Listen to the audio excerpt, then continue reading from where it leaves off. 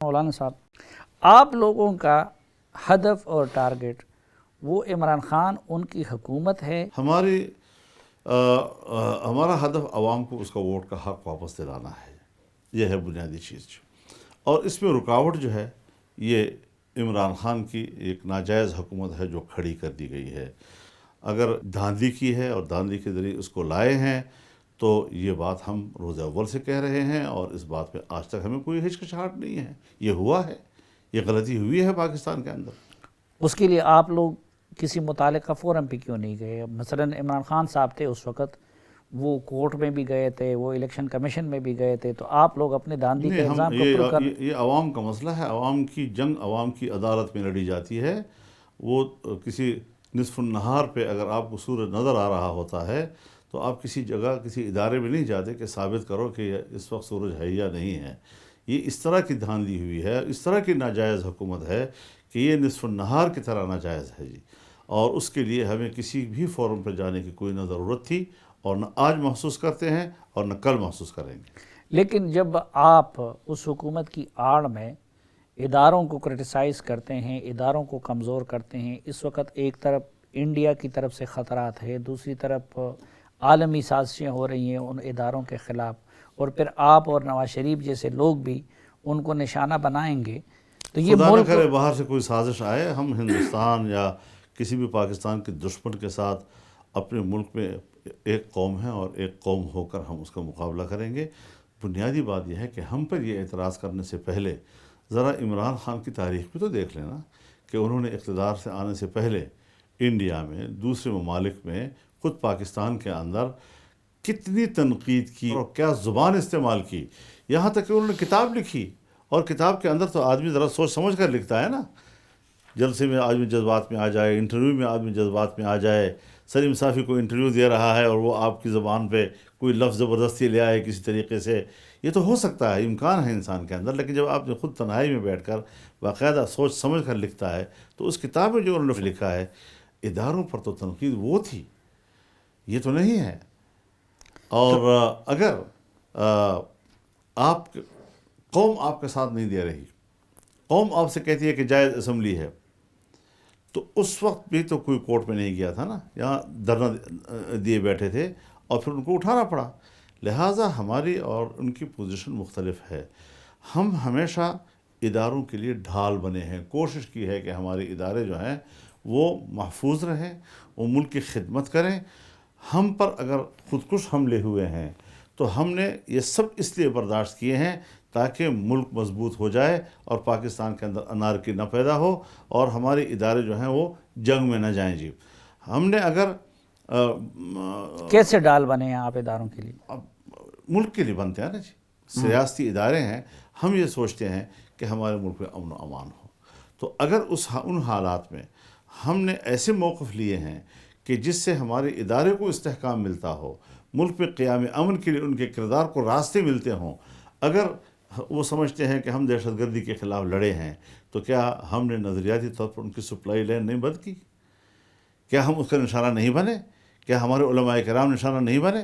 کیا میں خود نہیں بنا اس کا نشانہ؟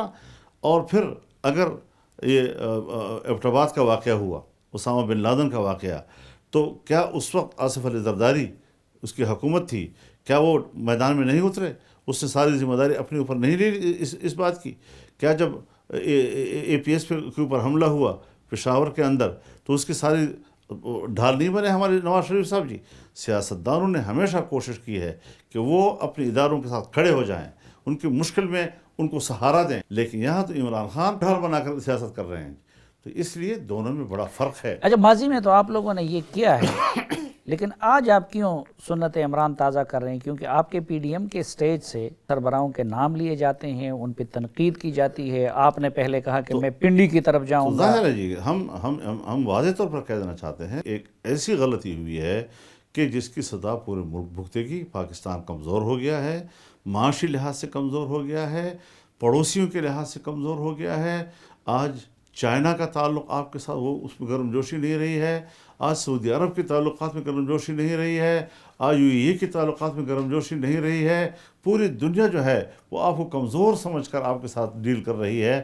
تو ایسی صورتحال میں جب میرا ملک بھی کمزور نظر آئے تو اس کا کوئی ذمہ دار تو ہوگا نا، تو کوئی اگر ذمہ دار ہے تو وہ سمجھے کہ ہم سے غلطی ہوئی ہے اور ہم نے یہ غلطی کر کے ایک ملک کو مشکلات میں ڈالا لیکن ہے۔ آپ لوگوں کی اس منشور یا ٹارگٹ یا قرارداد میں یہ لکھا گیا ہے اور آپ لوگوں کا ہدف کہ آپ لوگ ایک طرف اداروں کا سیاست میں کردار کو ختم کرنا چاہتے ہیں، اور دوسری طرف آپ لوگ توقع لگائے بیٹھے ہیں کہ وہ آ کے آپ کے لیے عمران خان کی دیکھیے، حکومت۔ قبضہ چھڑانے کے لیے ہم سیاسی راستے اختیار کر رہے ہیں، آئینی راستے اختیار کر رہے ہیں کہ ہم اپنے آئینی رول کو زندہ کریں، ہر ایک اپنے آئینی ادارے کے۔ لیکن پہلے لوگ بات چیت کی کوشش کرتے ہیں نا، جی اور مذاکرات کرتے ہیں، تو آپ لوگوں نے تو عمران خان کے ساتھ مذاکرات کے دروازے بند کر لیا۔ نہیں، عمران خان تو حکمران نہیں ہے نا جی، حکمران ہی نہیں ہے وہ، میں اس کو حکمران تسلیم نہیں کرتا، میں کس بنیاد پر اس سے بات کروں گا؟ کیوں نہیں ہے حکمران؟ حکمران نہیں ہے نا جی، جبرن بیٹھا ہوا ہے قبضہ گروپ۔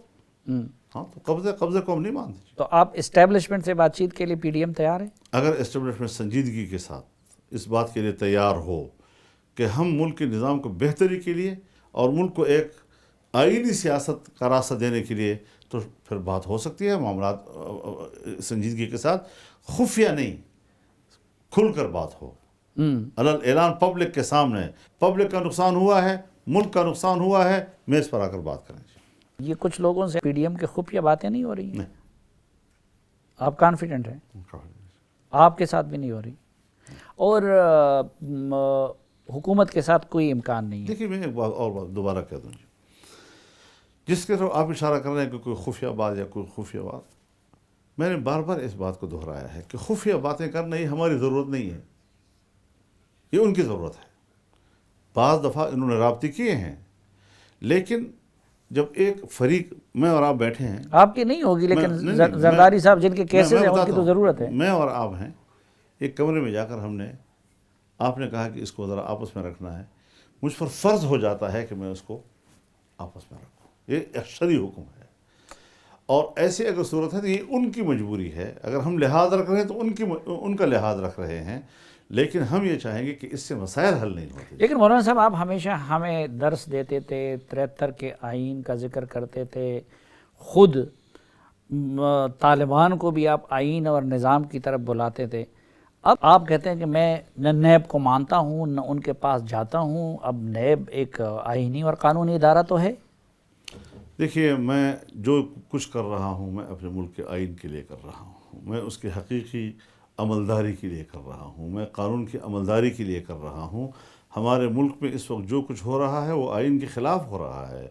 اس وقت نیب جو ہے یہ مشرف کی بنائی ہوئی ادارہ ہے، اس پالیسی کے تحت بنایا گیا تھا کہ ہم سیاستدانوں کو یا جو طاقتور جماعتیں ہیں ان کی قیادت پر ہم الزامات لگائیں گے، مقدمے دائر کریں گے، اس کو اپنے ذاتی دفاع پہ مجبور کریں گے، پھر جب وہ پبلک کو اٹھائیں گے تو ہم کہیں گے دیکھو اپنی چوریوں کے لیے میدان میں آ رہے ہیں اور عوام کو استعمال کر رہے ہیں۔ وہ سلسلہ ابھی تک چل رہا ہے۔ لیکن زرداری پہ تو مقدمات نواز شریف نے بنائے تھے، نواز شریف پہ کرپشن کے الزامات وہ لگاتے تھے، آپ پہ بھی پہلے مسلم لیگ نے الزامات لگائے۔ میں گزارش کروں، اگر ملک کے اندر سیاست ہے تو سیاسی معاملات میں سیاسی لوگ اگر سیاسی اداروں کو استعمال کرتے ہیں، پھر وہ سیاستدانوں کے خلاف استعمال ہوتا ہے۔ میں تو سمجھتا ہوں، میرا تو موقف پہلے دن سے یہی تھا کہ کوئی سیاستدان اس کے سامنے پیش نہ ہو، کوئی اپنا دفاع نہ کرے اور کہے کہ جائز حکومت آئے گی، احتساب ہم دینے کو تیار ہوں گے۔ مولانا صاحب، یہ آپ لیکن کو یہ موجودہ اسٹیبلشمنٹ، میں وہ لفظ نہیں جس وقت اس کو PTI والے زیادہ یوز کر رہے ہیں، یہ لفظ آپ کے لیے ایجاد کیا تھا مسلم لیگیوں نے۔ آپ پہ حرم میں 96,000 روپے کی لسی پینے کا الزام انہوں نے لگایا تھا۔